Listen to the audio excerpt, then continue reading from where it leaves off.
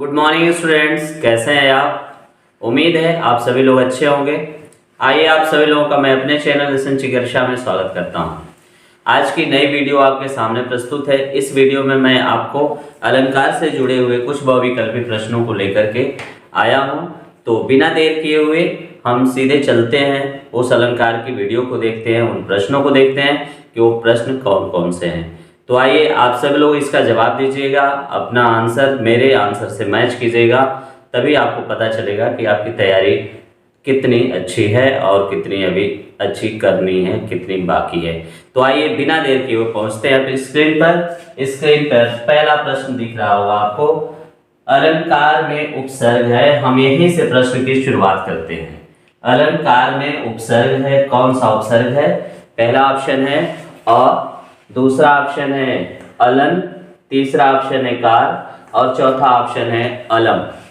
तो आप बताएं इसमें से कौन सा आंसर सही होगा, बताइए बिना देर किए हुए। बताइए आंसर आपका क्या है, कौन सा ऑप्शन है? उम्मीद है आपका आंसर आ गया होगा।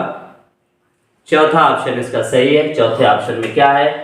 अलम है। यदि आपका आंसर भी यही है अलम, तो निश्चित रूप से आपको 1 नंबर मिलता है। आइए अगला प्रश्न देखते हैं। कैसे कलुषित प्राण हो गए, मानो मन पाषाण हो गए। बहुत अच्छी बात है। कैसे कलुषित प्राण हो गए, मानो मन पाषाण हो गए। पाषाण मीन्स पत्थर।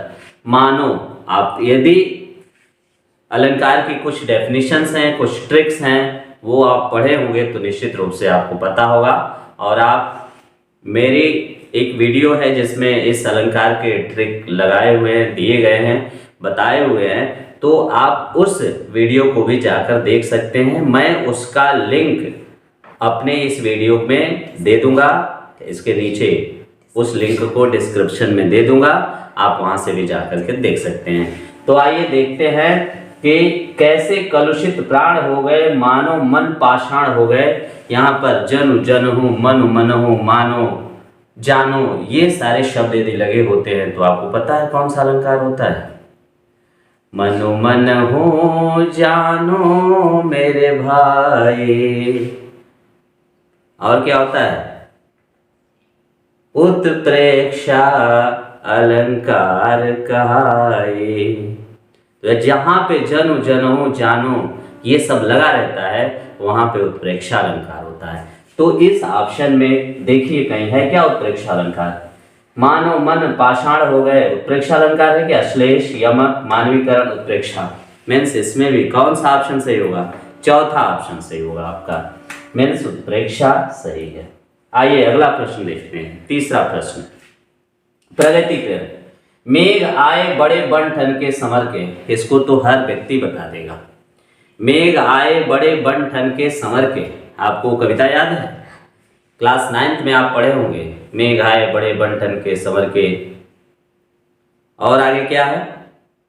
पाहुन जो आए हों गांव में शहर के। तो ये तो आपको याद होगा, वहां से क्लियर हो सकता है कौन सा अलंकार इसमें होगा। उपमा अलंकार है, मानवीकरण अलंकार है, उत्प्रेक्षा अलंकार होगा या फिर रूपक अलंकार होगा। तो आप बताएं, मेघ आए बड़े बन ठन के संवर के, यहाँ पर मेघ को मनुष्य माना गया है, मानव माना गया है, व्यक्ति माना गया है। और वह व्यक्ति शहर से गांव में आया हुआ है, बन ठन के संवर के, उसको खूब सज धज करके बादल आया हुआ है। तो ऐसी कंडीशन में हम क्या कर रहे हैं भाई? जिसमें जान नहीं है, जो निर्जीव है, उसको सजीव बना रहे हैं। तो ऐसा किस अलंकार में पाया जाता है? तीसरा ऑप्शन आपका सही है। आइए देखते हैं तीसरा ऑप्शन क्या है। तीसरा ऑप्शन है उत्प्रेक्षा। नहीं, उत्प्रेक्षा नहीं होगा। इसमें होगा कौन सा? दूसरा ऑप्शन आपका सही होगा, मानवीकरण अलंकार। मानवीकरण में क्या होता है कि जड़ को चेतन बना दिया जाता है, जड़ में चेतन का उपयोग किया जाता है या जड़ में चेतन का आभास किया जाता है। तो यहाँ पर भी मेघ में हम मनुष्य मेघ को बनाए हैं, उसको बन ठन संवर के आने की बात हो रही है, तो यहाँ पर मानवीकरण अलंकार होगा। आइए अगला प्रश्न देखते हैं। ये भी बहुत अच्छा प्रश्न है।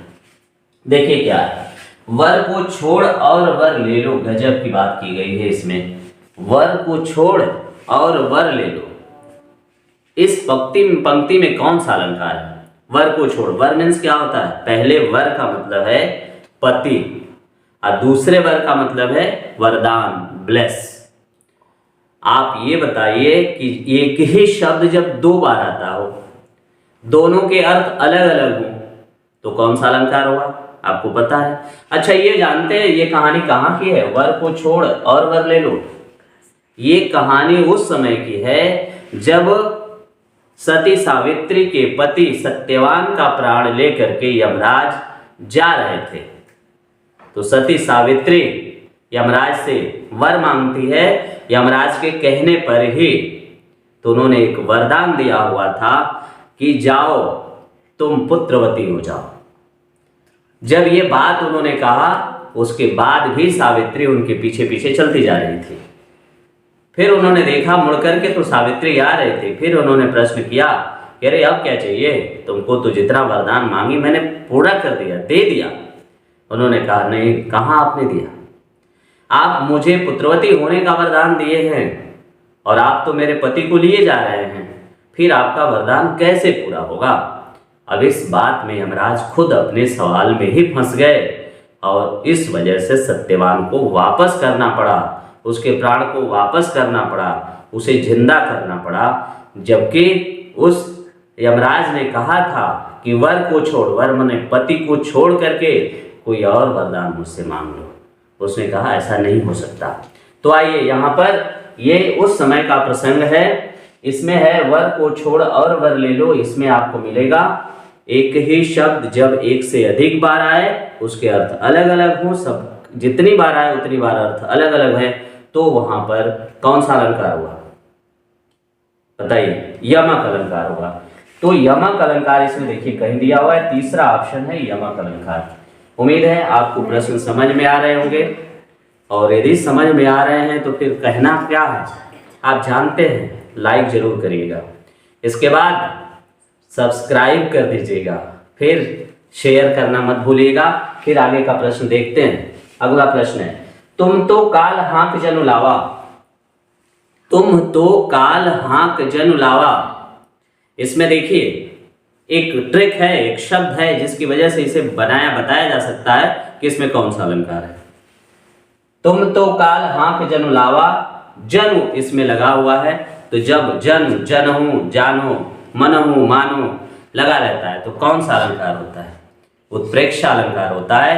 तो आइए देखते हैं इसमें किस ऑप्शन में उत्प्रेक्षा लिखा हुआ है। दूसरा ऑप्शन में उत्प्रेक्षा लिखा हुआ है। अच्छा, आप बता सकते हैं यह प्रसंग कहाँ का है?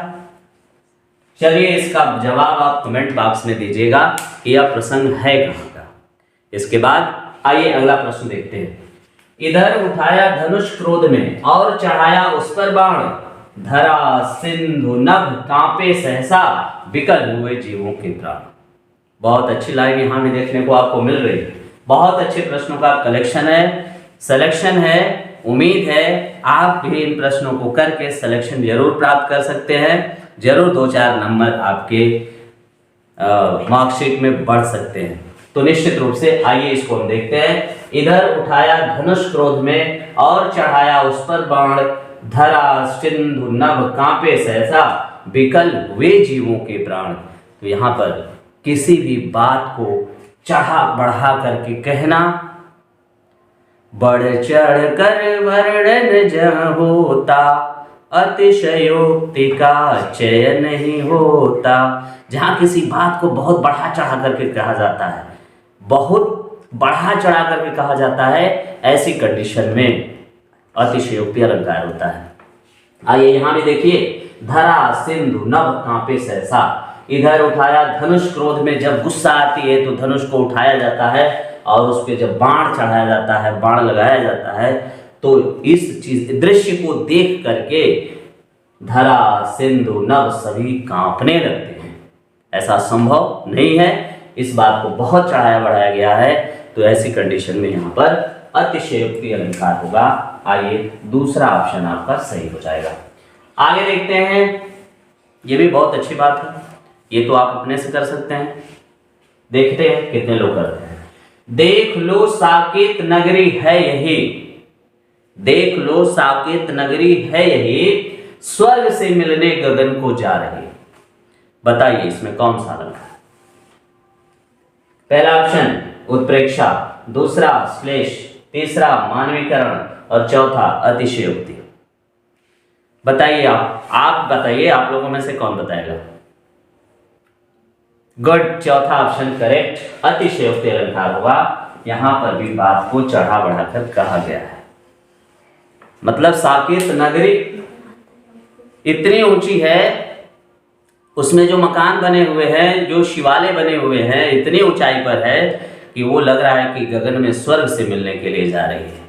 तो इस तरीके से यहां भी बात को चढ़ाया बढ़ाया गया है। आइए अगला प्रश्न देखते हैं। बहुत अच्छा प्रश्न है, इसको स्टार आप लगा लीजिए। ये प्रश्न अक्सर क्वेश्चन में आते हैं, पेपर में आते हैं। तो मंगन को देख पट देत बार बार, मंगन को देख पट देत बार बार है। बेटा मंगन मीन्स क्या होता है बताइए? जानते हैं मंगन मीन्स क्या होता है? मंगन मीन्स भिखारी होता है, मांगने वाला होता है। तो मंगन को देख पट देत बार बार है, इसमें किस शब्द का वर्णन किया गया है, किस शब्द पे जोर दिया गया है, किस शब्द की व्याख्या की गई है? वह शब्द आपका है पट। पट मीन्स क्या होता है? दरवाजा होता है। और पट मीन्स क्या होता है? कपड़ा भी होता है। मंगल को देख पट देत बार बार है, इसमें मतलब शब्द एक है, अर्थ अनेक उसके दिख रहे हैं। तो जहां शब्द एक हो और अर्थ अनेक दिखाई देता हो, ऐसी जगह पे श्लेष अलंकार होता है। क्योंकि पट मीन्स कपड़ा, मंगन माने भिखारी। भिखारी को एक व्यक्ति ऐसा समाज में होता है जो भिखारी को देखने के बाद भीख देने के डर से, कुछ देने के डर से क्या करता है? दरवाजा बंद कर लेता है, खटाक से दरवाजा बंद कर लेता है, भिखारी चला जाता है। और एक ऐसा इंसान वही होता है जो क्या करता है? जैसे ही मंगन को देखता है, भिखारी को देखता है, वह दरवाजा खोलता है और पट देत बार बार दरवाजा खोलता है। और पट मीन्स कपड़ा, बार बार देता है। जितने बार लोग आते हैं उतनी बार देता है, दान करता है, दान का भाव उसके अंदर है। तो यहाँ पर कौन सा अलंकार होगा? फर्स्ट वाला ऑप्शन सही होगा, श्लेष अलंकार होगा। जहां एक ही शब्द एक बार आए उसके अर्थ अनेक होते हैं, वहां श्लेष अलंकार होता है। आइए बेटा अगला प्रश्न देखते हैं। खड़ खड़ करता बजा, सॉरी खड़ खड़ करताल बजा, खड़ खड़ करताल बजा, नाच रही बेसुध हवा। अब सोच लीजिए, यहाँ हवा भी नाच रही है, खड़ खड़ करताल बज रही है। जब करताल बजती है तो भाई बहुत लोग हैं जो नाचने लगते हैं, और जो नाचने का ढंग जानता है, जैसे ही बाजा की आवाज़ सुनता है उसके पैर थिरकने लगते हैं, नाचने लगते हैं, कहीं भी रहता है। तो ये सच है। तो यहाँ पर क्या किया गया है? खड़ खड़ करताल बजा, नाच रही बेसुध हवा। हवा का इसमें क्या किया गया है? मानवीकरण किया गया है, हवा को मनुष्य बताया गया है। तो ऐसी कंडीशन में आप बताइए क्या कौन सा अलंकार होगा? पहला है उपमा, दूसरा मानवीकरण, तीसरा उत्प्रेक्षा और चौथा श्लेष। करेक्ट आंसर यदि आपका दूसरा है तो करेक्ट आंसर है सेकंड ऑप्शन इसका सही होगा, मानवीकरण। आइए लास्ट सेकंड क्वेश्चन देखते हैं। जिस अलंकार में मानो, जानो, जनु, जनहु, जनहु, मनहु आदि लगा रहता है वह अलंकार होता है। बहुत आसान, ये तो परिभाषा दे दी गई। तो किसकी परिभाषा ये है? दूसरा ऑप्शन रूपक अलंकार, अनुप्रास अलंकार, अतिशयोक्ति अलंकार या उत्प्रेक्षा अलंकार। दूसरा ऑप्शन यदि आप बता रहे हैं तो गलत है। सही कौन सा ऑप्शन है? चौथा ऑप्शन करेक्ट आंसर, चौथा ऑप्शन उत्प्रेक्षा अलंकार है। क्योंकि उत्प्रेक्षा अलंकार की ही ये पहचान है। जनु जानो, जनहु, मनु मानो, मनहु, ज्यों त्यों, ये सारी चीजें उसी में लगी रहती है, तो उत्प्रेक्षा अलंकार होता है। आइए अगला प्रश्न देखते हैं, बहुत बढ़िया प्रश्न है। भूप सहस दस एक ही बारा, लगे उठावन टरत नटारा। क्या है? भूप सहस 10 एक ही 12, लगे उठावन टरत नटारा। ये प्रसंग बता दें कहाँ का है।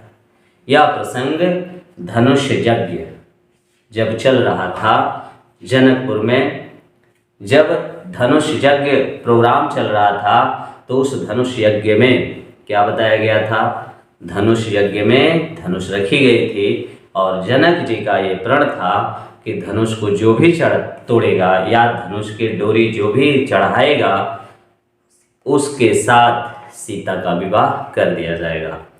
बहुत लोग आए और लोगों में कौन थे, राजा महाराजा थे।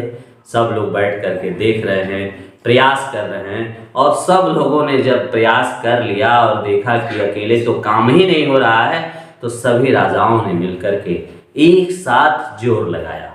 देखिए लिखा हुआ है इसमें, भूप, भूप माने राजा, सहस हजारों, भूप सहस 10 एक ही 12, 10,000 राजाओं ने एक ही बार प्रत्यंजा चढ़ाने का काम किया, बल्कि गुस्से में धनुष को तोड़ने का काम किया कि धनुष को तोड़ ही दे, प्रत्यंजा क्यों चढ़ाएं। लेकिन ऐसा कुछ भी नहीं हुआ। लगे उठावन टरत नटारा, वो खिसक तक नहीं पाया, उठ तक नहीं, उठना तो दूर खिसक नहीं पाया, थोड़ा सा हिल भी नहीं पाया। तो यहाँ पर बात को चढ़ा बढ़ा करके किया गया है, बहुत ही बात को चढ़ाया गया है, बढ़ाया गया है। तो ऐसी कंडीशन में यहाँ कौन सा अलंकार होगा, मैंने बता दिया है सब कुछ, आप उसका ऑप्शन बताएं कौन सा ऑप्शन सही होगा। तीसरा ऑप्शन मानवीकरण, प्रेक्षा, अतिशयोक्ति, यमक। तीसरा ऑप्शन करेक्ट आंसर। तो निश्चित रूप से आप यदि तीसरे को निशान लगा रहे हैं तो आपकी तैयारी अच्छी चल रही है। ऐसे ही वीडियो पाने के लिए, इसी तरह के और भी क्वेश्चन पाने के लिए आप मेरे वीडियो को लाइक करें, शेयर करें और सब्सक्राइब करना ना भूलें। उम्मीद है आपको ये मेरी वीडियो पसंद आई होगी और फिर ऐसे ही वीडियो लेकर मैं अगले दिन आपके सामने प्रस्तुत होगा। तब तक के लिए नमस्कार।